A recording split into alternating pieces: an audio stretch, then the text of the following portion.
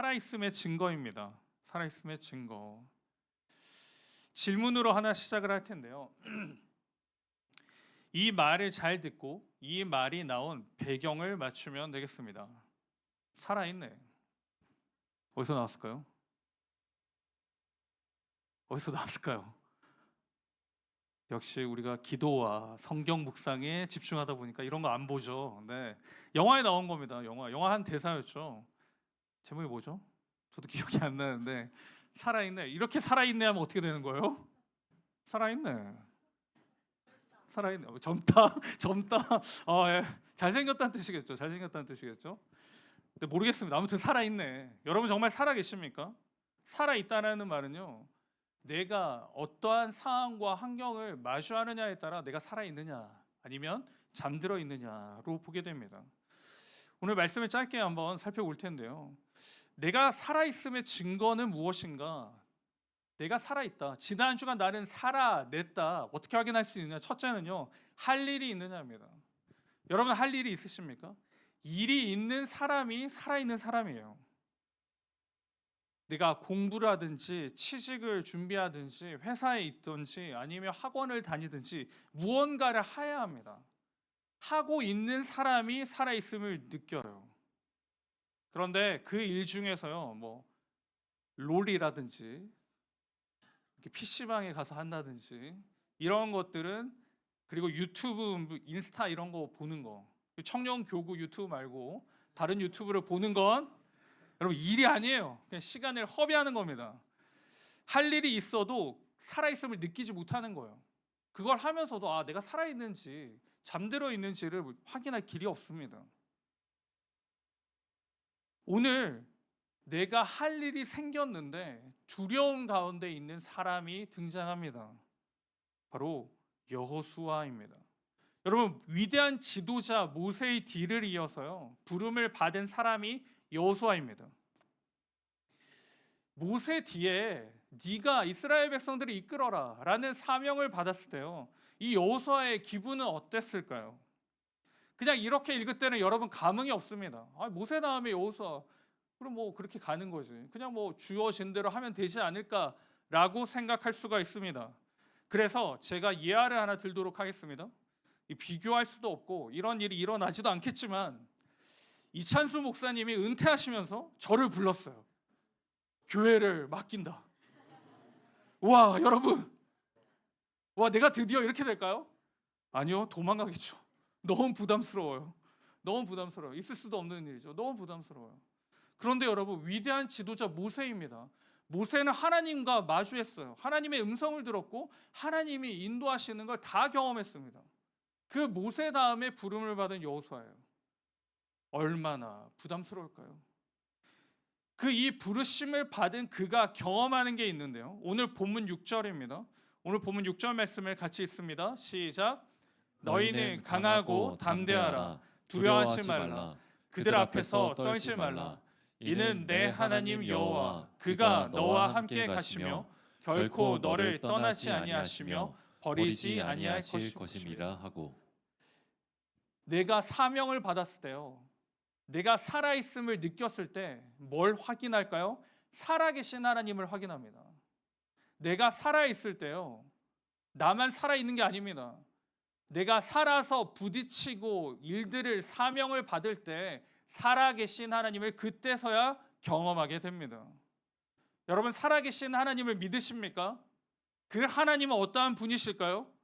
느헤미야 4장 14절에 보니까요, 내가 돌아본 후에 일어나서 귀족들과 민장들과 남은 백성에게 말하기를 너희는 그들을 두려워하지 말라. 지극히 크시고 두려우신 주를 기억하고 너희 형제와 자녀와 아내와 집을 위하여 싸우라 하였느니라. 우리가 믿는 하나님은 어떠한 분이시냐? 지극히 크고 두려우신 하나님이십니다. 그리고요, 시편에 보면 시편 81편 1절에 우리의 능력이 되시는 하나님을 향하여 기쁘게 노래하며 야곱의 하나님을 향하여 즐거이 소리칠지어다. 여기서는 어떤 하나님을 소개합니까? 능력 되신 하나님을 선포합니다. 여러분 이렇게 하나님을 소개하면 굉장히 부담스러워요. 왜? 하나님은 크고 두려우신 분이다라고 말씀하시니 내가 하나님 앞에 잘 나아가지 못합니다. 그래서 우리가 기도도 잘 못하잖아요. 하나님 아버지라고 부르지 못합니다.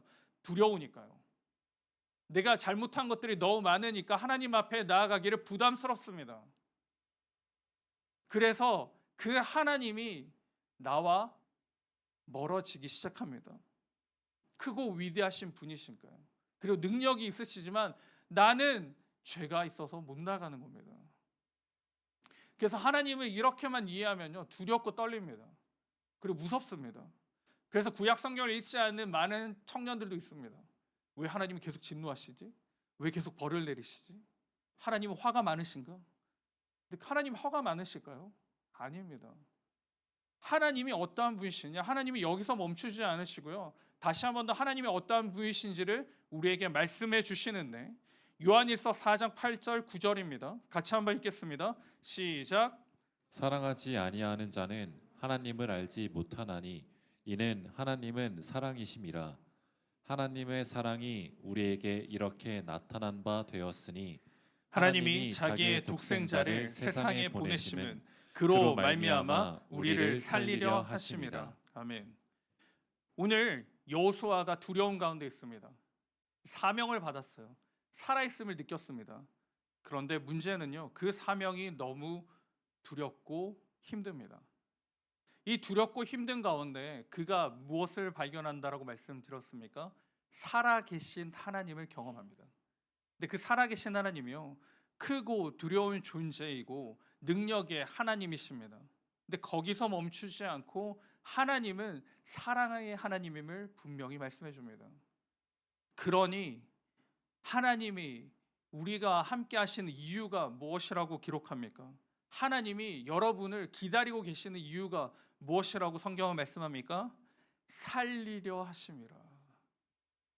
살아있는 저와 여러분이, 이 삶을 살아가는 저와 여러분에게 살기 위해, 그리고 내가 살아있다는 것을 확인하는 길은 하나님과 함께함이 바로 살아있음의 증거입니다. 사랑하는 지체 여러분, 지난 한 주간에 여러분의 분주한 삶들을 기억해 보십시오. 무엇 때문에 그렇게 분주하셨습니까? 여러분은 정말 여러분이 맡겨진 그 일들을 하면서 내가 살아있음을 느꼈습니까? 아, 내가 생존하고 있구나, 내가 삶을 살고 있구나라고 느낍니까? 아니면 내가 사는 건지 죽는 건지, 내가 그냥 끌려가는 건지, 그냥 그런 시간들을 보내셨습니까? 여러분, 그 반응이 맞아요. 맞는 반응입니다. 왜요? 살아있는 사람은요, 오직 주 안에서 살아나기 때문이에요. 주님 안에서 받은 그 사명이 나의 삶을, 나의 생명을 살고 있음을 확증하게 하는 것입니다.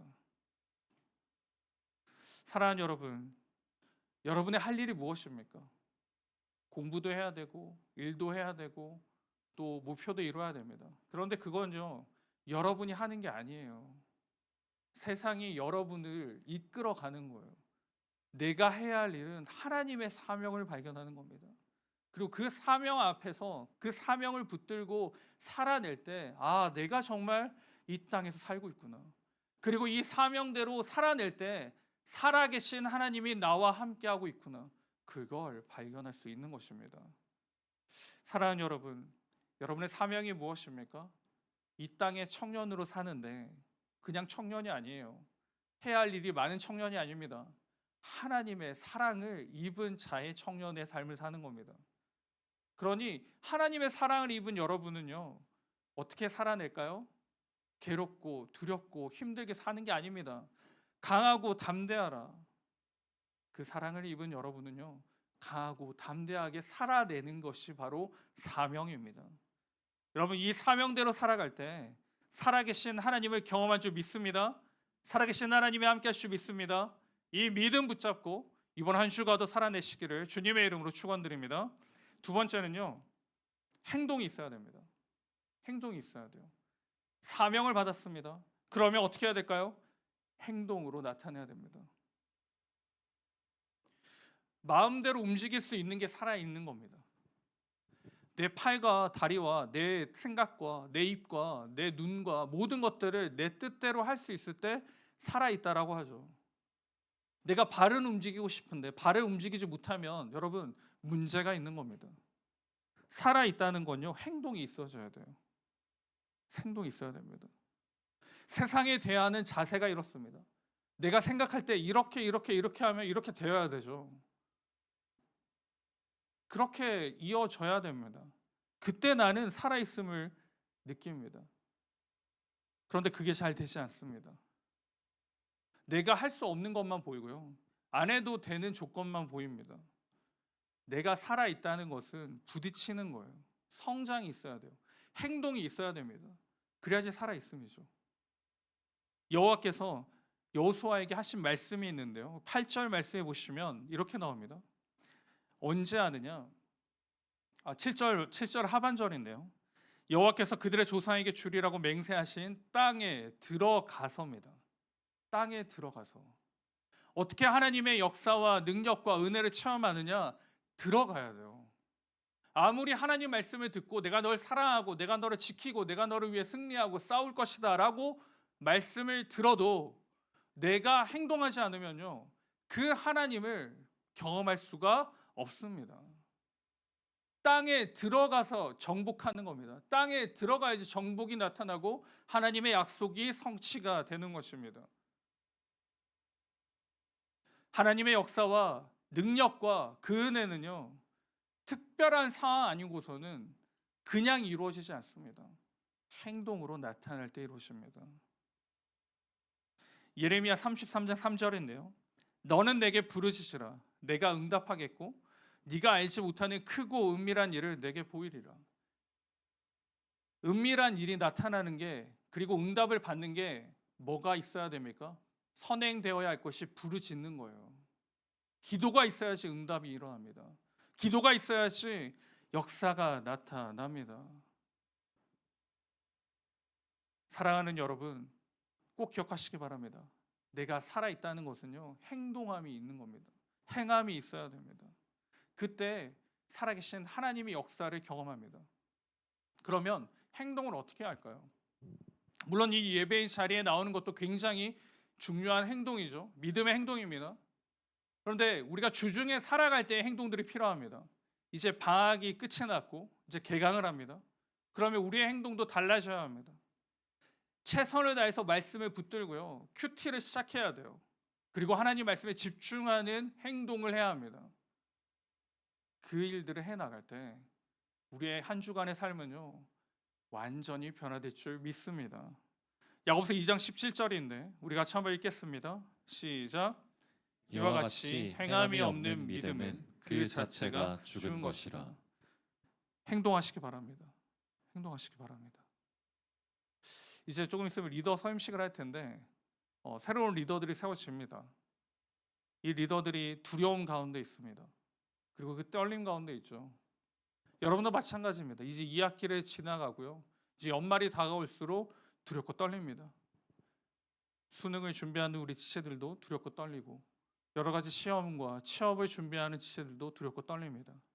그때 기억하시기 바랍니다. 나는 살아있다. 나는 주 안에서 살아있고 주님이 나와 함께 하시고 붙들고 인도하고 계시기에 나는 뭐요? 가면 되는 거예요. 행동하면 됩니다. 그 말씀 안에서 행동할 때 역사하시고 살아계신 하나님을 경험할 줄 믿습니다. 이 믿음 붙잡고 이번 한 주간도 살아가시기를 주님의 이름으로 축복합니다.